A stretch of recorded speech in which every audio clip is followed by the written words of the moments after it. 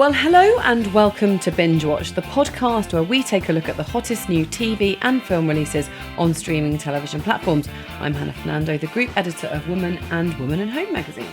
And I'm Ian McEwen, writer on TV and Satellite Week, TV Times and What's on TV magazines. And today we're looking at the new releases that will be available on Friday the 23rd of August 2024, including a new Prime Video documentary that charts the life and career of football manager Sven Goran Eriksson, and wildlife film Secret Lives of Orangutans, narrated by Sir David Attenborough, on Netflix. And we'll also be joining our favourite Rylan Clark for a spot of Dating Naked, of course, why not, on Paramount Plus, and catching comedian Tom Davis's stand-up show Underdog on Now TV. But first, Ian, what is in the news, please? Disney is making a TV spin-off from the hit Pixar Inside Out animation franchise called Dream Productions, which is set in a film studio that constructs the dreams of young Riley. What else is in the news, Hannah? Well, Paramount Plus series The Madison, which is a spin-off from hit western Yellowstone, will star Michelle Pfeiffer and follow a New York family who end up living in the Madison River Valley in Montana. Decent selection again for you this week. We are going to start on Prime Video with a feature-length documentary, which is available from Friday the 23rd of August. It's called Sven, and here's a clip. Whoever it is that said life is too short, he's right. Sven? Sven Goran Eriksson has a popularity rating of 90%. I should like to start again. Sven Goran Eriksson, England's first foreign coach. Thank you. He's won titles in Sweden, Portugal and Italy.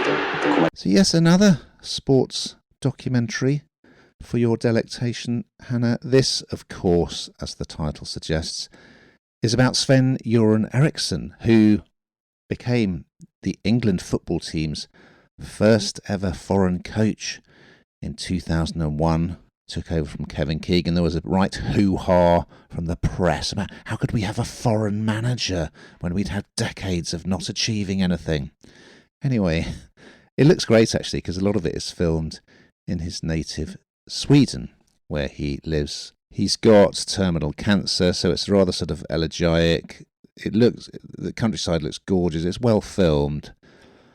And like so many documentaries about celebrities that we watch these days, much of it is a painful reminder of the appalling behaviour of the British tabloid press and how they just set out to destroy people by whatever means possible, including phone hacking.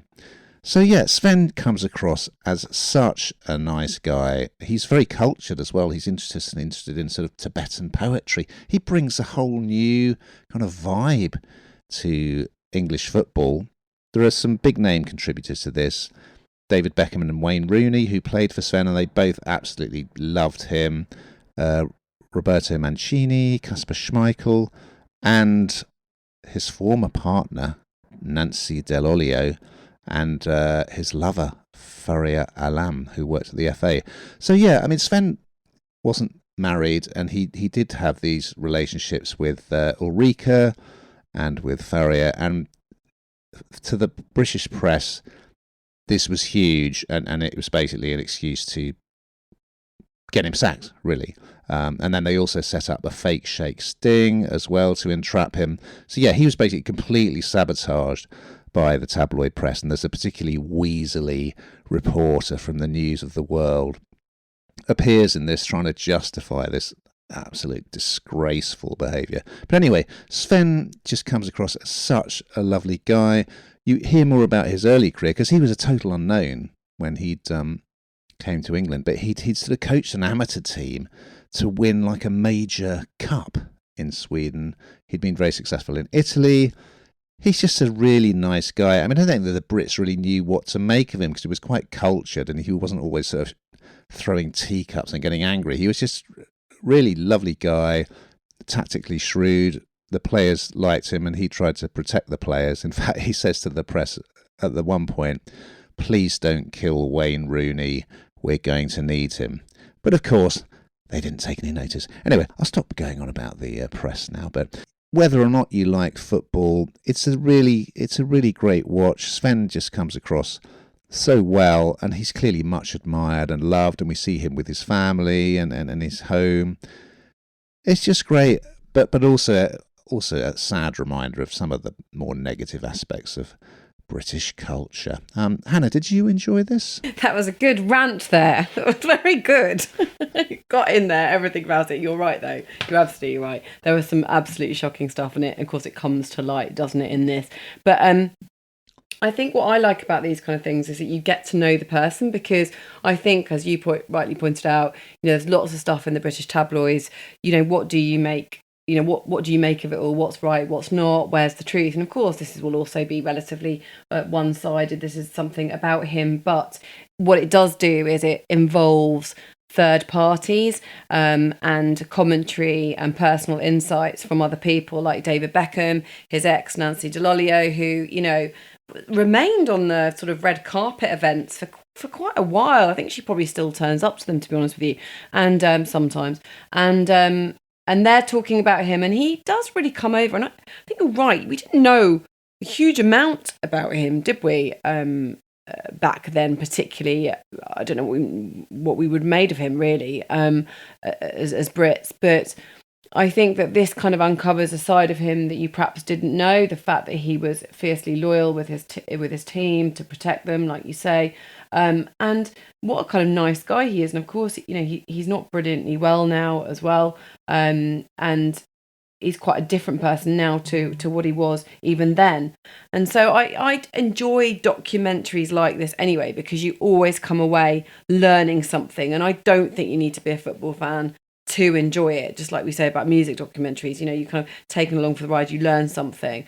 As I say, this comes out at a really sad time, really, because he is very, very poorly. But I think it's a bit of a lasting legacy, really, that something like this is done about someone like that, and to sort of put the wrongs right, really, and to focus on what should be focused on, which is his talents, how good he was, and the person that he really is. So I would thoroughly recommend. Over on Paramount Plus, arriving on Friday the 23rd of August, well, we have a raunchy new reality show, Hannah, called Dating Naked. And here's a clip. How far would you go to find love? 10 gorgeous singletons are about to test the very limits of dating. This is Dating Naked. MTV presents a brand new reality show, fully undressed and unblurred. Babes, save it for the show, yeah? Don't want to get ourselves in trouble just yet. Will they find love? All will be revealed. Oh, this is just something else, isn't it? Naked Attraction, of course, big fans of. Can't get enough of it, really. There's something really fascinating about it. This is just Love Island with no clothes, I think, is probably the best way to describe this. So it's narrated, presented by Rylan Clark. And do you know what? I really rate Rylan. I think if the auto cue went down, he just wouldn't care. He'd just be able to completely ad lib. I think he's really talented, and he's found his groove, and he's so versatile because he does lots of different things, as we know, from some quite serious kind of interviewing right through to this. So as I say, he has the hosting honours on this, and they essentially live together. These girls and boys live together in this sort of tropical resort, but they're not wearing anything, and I'm not sure that it goes any way to breaking down any kind of barriers in terms of diversity at all, because it's literally like Love Island in terms of the way they look, their body shape, etc., etc., etc. And I think perhaps Naked Attraction does break those barriers, and for that reason, I'll probably rate it a little bit higher than this, to be honest. But it's an interesting thing, and everyone knows where their eyes are. I mean, this is just, you can't watch any. They can't show any adverts because, of course, there is full frontal nakedness in this, and it's just I say it's a bizarre concept, but it's not really, isn't it? It's just progress. That's just what happens. My question to you, Ian, is what is next? What is next? How much further can we go? Do we actually want to talk about that on a podcast? Yeah, it's a good question. I mean, What surprised me about this, it's so like Love Island, virtually indistinguishable, and in fact, you'd think the fact that they're naked would be, big deal, but it just totally normalizes it, rather in the way that Naked Attraction does. You just kind of very quickly you almost forget about it, and it's just about the kind of petty rivalries and romances in the house, and which didn't really interest me that much because it's all artificially kind of done, isn't it? What I did keep thinking about was the hygiene aspects, because obviously they're kind of sitting on things all the time. And in episode 2, the couple go on a date and they go horse riding, and you just think of kind of the practicalities. I do worry about it a bit, but they for the most part, they seemed kind of up for it. They seem like fairly decent people. Yeah, Rylan's become a brand, really, hasn't he? And they kind of talk to him while they're at this sort of tropical villa. They hear his voice over Radio Rylan comes out of these speakers.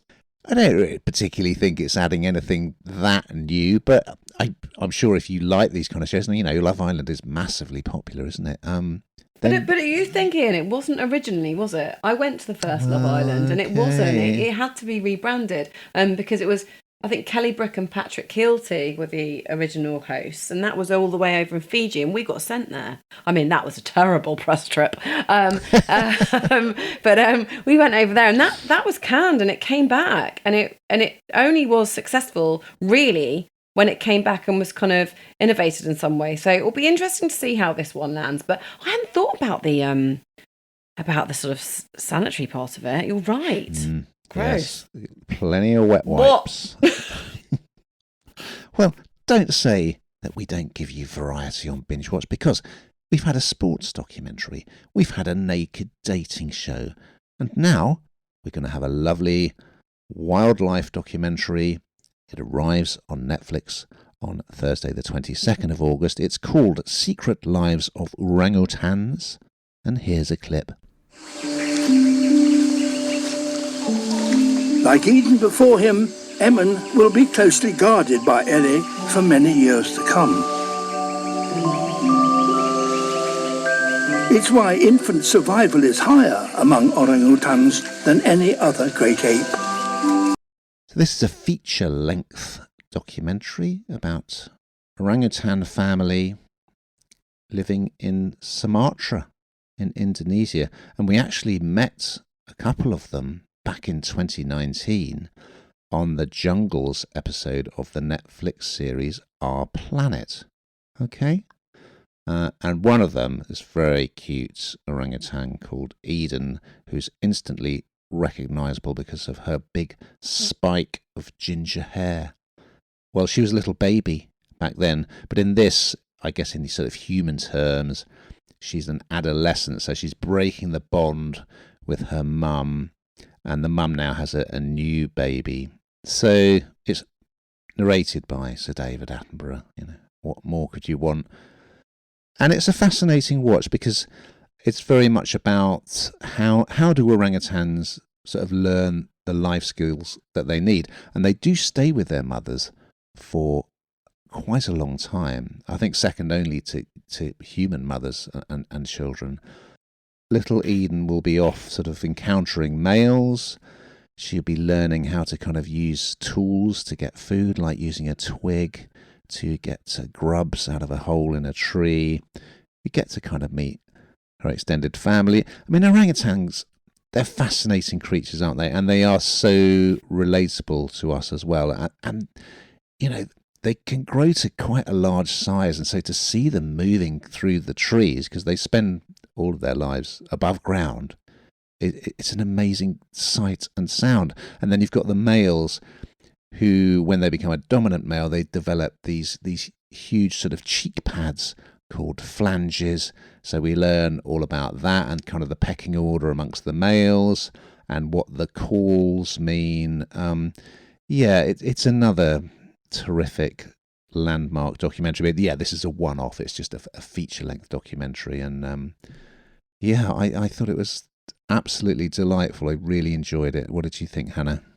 Oh, there's nothing not to love, is there, with this? I mean, firstly, as you say, Sir David Attenborough, yeah, up there with the greats. And and everything they do is just so spot on. It just feels, well, it's completely authentic. And because we're revisiting that same orangutan family from the 2019 series, it's lovely because you can really get to see, it must take hours, is how I see it, to get this footage, and to kind of you feel like you're part of the family. You get to know the family, and that little the small orangutan with that little spike of ginger, just so cute. And of course now we see the family a few years on, and it's quite incredible because apparently the bond between them is only second to human bonds. So, they're teaching them their way around the forest, which is not an easy thing to do. You can't, they have to learn. It takes years of learning.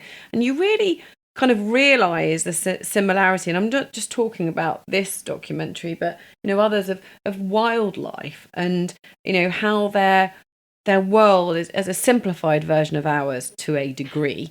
But how intricate it also is in order for their survival, I suppose. And it's just I just absolutely love it. And there's always some sadder, it's always tainted with a bit of sadness here and there, usually, these things, and again, that is the natural world, isn't it? But I don't know, there's something very comforting about Sir David's voice, I think, and very like, oh, he's there, it's okay. I know it's going to be okay. I just feel really comforted by him, and I absolutely love anything he does, but this is brilliant. We're going to finish with a bit of stand-up comedy, arriving on Sky Comedy, Sky Showcase, and Now TV on Wednesday, the 21st of August. We have Tom Davis, Underdog. And here's a clip. It all came together, mate. Do you believe in miracles again? This is fairy tale stuff. The ultimate outsiders. They came in here at Underdog. No one thought we could do it, but I did. I want to be able to walk in a bar with a shirt undone to there, see a couple of people go, oh, have you seen the moves on him?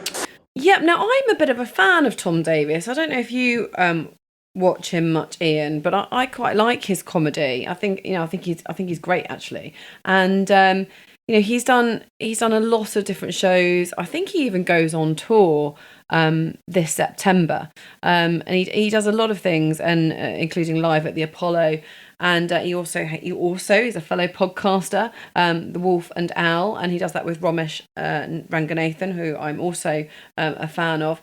And in this, and we've seen a few comedians do this, but it's getting to know them, and comedians are quite they're quite interesting characters a lot of the time, and he's no different. So in order to make something like this, I suppose you would have to be interesting and sort of have another dimension to you. But this kind of explores his life as the person who probably wasn't ever going to make it but did, and that's sort of not good over bad, but that kind of winning over adversity, actually. And I think that you learn a lot about him. So I think you probably need to be a fan of his work to be massively interested in this, and if you're not, then are you interested in getting to know somebody in the way that you do with this? Not sure you would.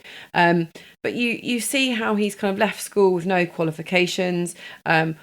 I didn't know he worked on building sites. I mean, all of these people generally have a real, backstory before they hit the big time. It takes a long time, unless you're in the world of nepotism, which lots of people aren't, to get agents, get recognised, to get sort of seen and noticed.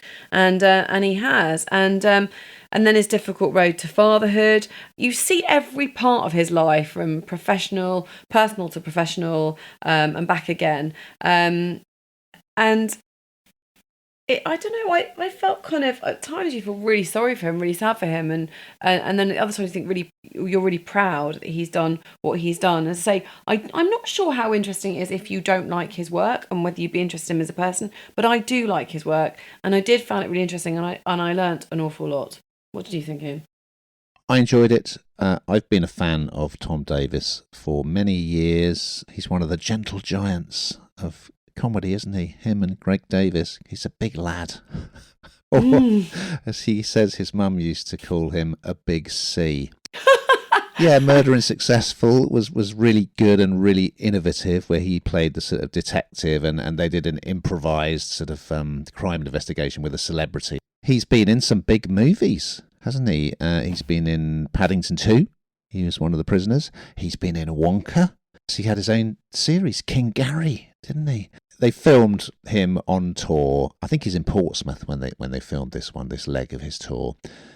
And he's not really breaking any new ground here. Let's be honest. He's talking about having a prostate examination, being a dad, and his kids growing up.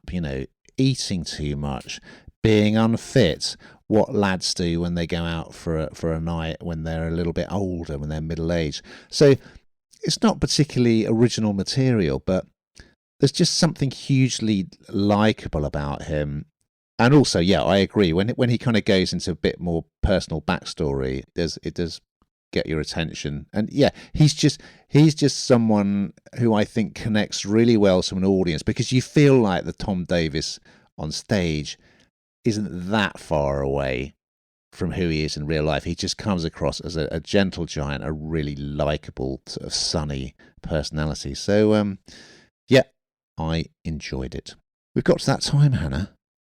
We find out what the hell you've been binging on this week. Well, because it is exam time, isn't it? It's the time when everybody gets their exam results, GCSEs and A-levels and what have you. Well, Jeremy Clarkson is out in force. He puts up his same commentary every single year about how well you can do with no exams. So I had to watch Clarkson's Farm because I do enjoy it. So I had to watch a bit of that. And I also have been hanging out in Amazon Prime. I also, and this just said I might like to watch this, so I did. And I watched That Peter Crouch, which is a film, and it's kind of the story behind I suppose one of our footballing heroes. Really, really good. Definitely worth a watch. They were right to suggest it to me. Who played for Sven-Göran Eriksson? Nice connection there. Well, on BBC iPlayer, there's a couple of really good political documentaries. There's one called Before the Storm, which is about Donald Trump's horrendous former political advisor, who was kind of the figurehead of the Proud Boys who tried to stage a coup and stormed the Capitol when and orchestrated the whole Stop the Steal lie about the election. He truly obnoxious character, well worth watching, and there's an amazing twist in it as well, which I will not reveal. And there's also a great series called Corridors of Power, which is all about American foreign policy in terms of intervening or not intervening in foreign genocides or conflicts such as Rwanda or Serbia. So, yeah, that I went straight through that on a really good binge watch. Fascinating stuff. Now, we've just got time to look ahead to next week's offerings. So what's on the binge watch menu, Hannah? Well, Jeff Goldblum and Janet McTeer play scheming Greek gods in the darkly comic fantasy drama Chaos on Netflix. And Lord of the Rings prequel The Rings of Power returns for a second series on Prime Video with new cast members Kevin Eldon, Rory Kinnear and Kieran Hines. So we look forward to those and much, much more. But in the meantime, listeners, watch it.